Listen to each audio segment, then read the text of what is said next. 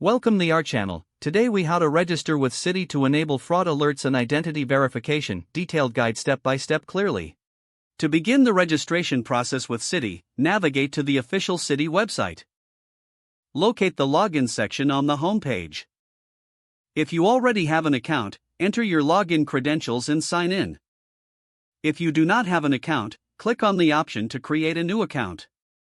Fill in the required personal information such as your name, address, and social security number.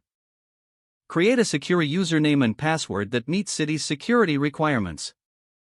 After filling out the registration form, review your information to ensure accuracy. Submit the registration form to create your account. Once your account is set up, log in with your new credentials. Look for the Account Services or Security section in the dashboard. In this section, find the options for fraud alerts and identity verification. Select the option to enable fraud alerts. Follow the prompts to provide your contact information for receiving alerts.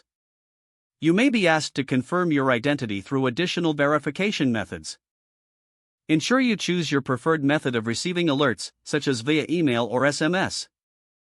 Once you have configured your preferences, save your settings. Next, review any additional identity verification steps suggested by Citi. Complete any necessary steps to enable identity verification for your account. After everything is set, check to confirm that your alert settings are active. You are now registered with Citi to receive fraud alerts and identity verification. Ensure to monitor your account regularly for any unusual activity. Stay informed about any updates from Citi regarding security measures. If the page does not load, refresh the browser or try again in a private or incognito window. Make sure you are using the correct email address, then retype it carefully to avoid small typos. If your password is not accepted, use the reset option and create a new strong password you can remember. Check your spam folder for verification or security emails, then complete any requested confirmation steps. Enable two-factor authentication if available to improve account security and reduce unauthorized access risk. After signing in, review your profile details so your contact information and settings are accurate and current.